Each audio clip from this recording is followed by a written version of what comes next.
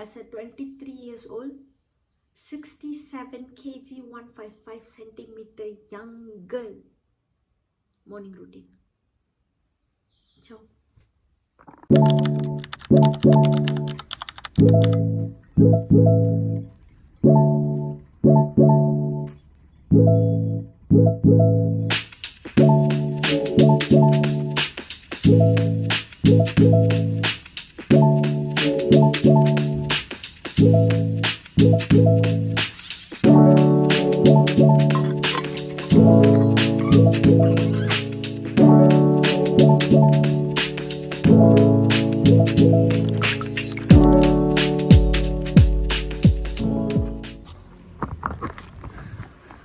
Let's go. So இப்போ தான் வந்து 1 கிலோமீட்டர் ஓடியிருக்கேன். ஸோ இந்த 1 கிலோமீட்டரில் நான் இப்படி இருக்கேன். இன்னும் எத்தனை கிலோமீட்டர் நம்ம தாக்கு பிடிக்கிறோன்னு பார்ப்போம். சாவ். 1.17 கிலோமீட்டர் முடிச்சிருக்கேன். ஸோ இங்கே பார்த்தீங்கன்னா இங்கே ஒரு மேடு மாதிரி இருக்குல்ல,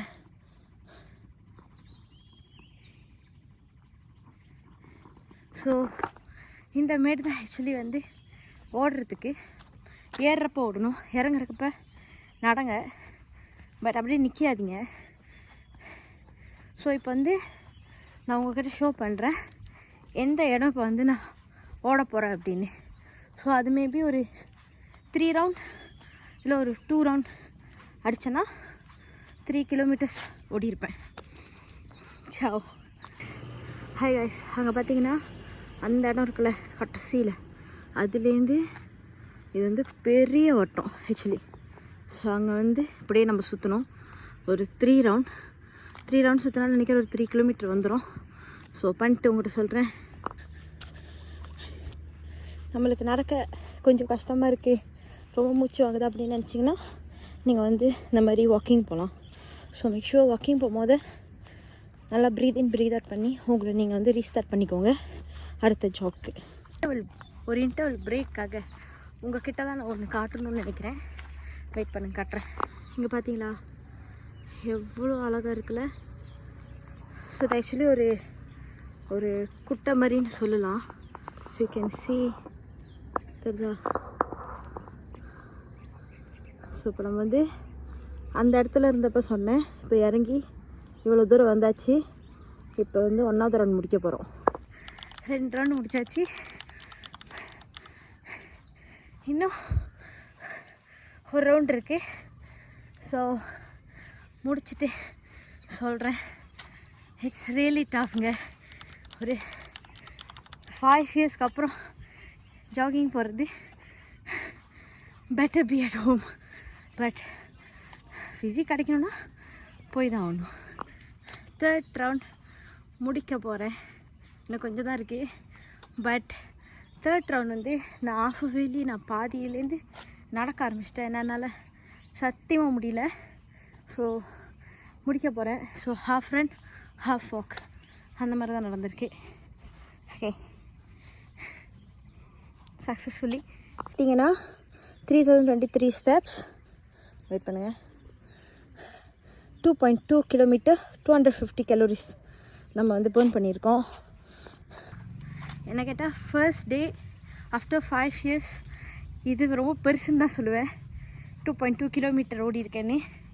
ஐ மீன் 2.02 கிலோமீட்டர்லாம் ரவுண்ட் ஆஃப் பண்ணி பார்த்தா 2 கிலோமீட்டர் தான் ஓடி இருக்கேன். இட்ஸ் ஓகே, இதுவே நம்மளுக்கு பெருசு. ஸோ ஒரு சின்ன ஒரு ஸ்ட்ரெச்சிங் மாதிரி போட்டுட்டு வீட்டில் உங்களை சந்திக்கிறேன்.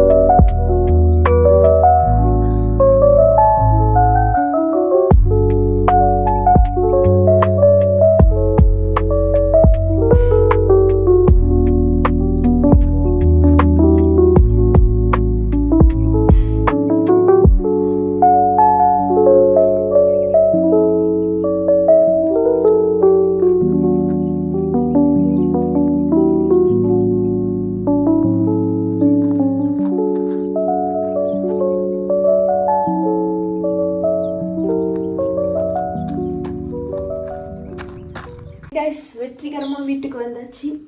ஸோ இப்போ போயிட்டு நான் குளிச்சுட்டு என்ன சாப்பிட போகிறேன்னு நான் சொல்கிறேன். ஓகே, ஸோ அவ்வளோதாங்க, இன்றைக்கி டே முடிஞ்சிருச்சு. சாப்பிட்டேன். இப்போ வந்து எங்கள் அம்மா கூட அக்கௌண்ட் சேஃப் வந்திருக்கேன் ஜாமான் வாங்குறதுக்கு. ஜாமான் வாங்கிட்டோன்னே திருமணி வீடியோவுக்கு வரேன். அக்கௌண்ட் சேஃபில் எங்கள் அம்மா டொமேட்டோ, சிக்கன், பாத்தேமு அதெல்லாம் வாங்க வந்துருக்காங்க. பார்த்தீங்களா, எங்கள் அம்மா ப்ரோக்கோலி, அதுக்கப்புறம் எங்கள் பாட்டி வந்து டொமேட்டோ எல்லாம் வாங்கி போயிட்டுருக்கோம். தூங்கியிருப்பேன் வீட்டுக்கு போய் ஒரு 2 ஹவராவது தூங்கியிருப்பேங்க. பரவாயில்ல, மேக்கப் செட் ஷாப்பிங்கை முடிச்சுட்டு வீட்டில் போயிட்டு ஒரு ரெஸ்ட் எடுப்போம். வெங்காயம் ஒரு தத்துவம் சொல்லுவாள், தனியாக கூட ஷாப்பிங் வந்துடலாம், அம்மா பாட்டி கூட வரவே கூடாது. என்ன 10 நிமிஷம் தான் சொல்லிட்டு 1/2 மணி நேரமாக ஷாப்பிங் பண்ணிக்கிட்டு இருக்காங்க. கடத்திட்டு கொண்டு வந்திருக்காங்க வேறு. எங்கள் அம்மா 5 தடவைக்கு மேலே சொல்லிட்டாங்க கோழி செக்ஷனுக்கு போகணும், கோழி செக்ஷனுக்கு போகணும். ஆனால் இப்போ வரைக்குமே கோழி செக்ஷனுக்கு போகல. ஏன்னா கோழியை தவிர மற்ற எல்லாத்தையும் வாங்கிட்டு இருக்காங்க. இப்போ நெத்திலி செக்ஷனுக்கு வந்திருக்காங்க. எங்கள் பாட்டி வந்து ஃப்ரீயாகவே ஹெல்ப் பண்ணிட்டு இருக்காங்க நெத்திலி உரிய. லாஸ்ட் அப்போ கூட கோழி செக்ஷனுக்கு போகல, திரும்பிட்டாங்க. எந்த செக்ஷனுக்கு? இந்த செக்ஷனுக்கு திரும்பிட்டாங்க. கோழி செக்ஷன் எங்கே? இங்கே தான் இருக்கு, ஆனால் போக மாட்டாங்க. இப்போ தான் வந்து கோழியே எடுக்க போகிறாங்க. எஸ், இப்போ தான் திரும்ப வீட்டுக்கு போயிட்டுருக்கேன். என்ன மாதிரி ட்ரைவ் பண்ணிக்கிட்டே ஃபோன் பாய்க்காதீங்க. என்னன்னா ஒரு விஷயம் சொல்லணும்னு நினச்சேன். இது எப்படி சொல்கிறது, ஒரு விஷயத்தில் நீங்கள் ஃபோக்கஸாக இருக்கீங்கன்னா அதில் எந்த ஒரு டிஸ்ட்ராக்ஷன் வந்தாலும், ஓகேவா, எனிதிங், ஒரு விஷயத்தில் நீங்கள் ஃபோக்கஸாக இருக்கீங்கன்னா என்ன டிஸ்ட்ராக்ஷன் வந்தாலும் உங்களுக்கு பிடிச்ச டிஸ்ட்ராக்ஷனாக இருந்தால் கூட தட்டி விட்டுட்டு அந்த ஒரு விஷயத்தில் ஃபோக்கஸாக இருங்க. ஏன்னா நம்ம இலக்கு, நம்ம கோல்லாம் பெருசுங்க.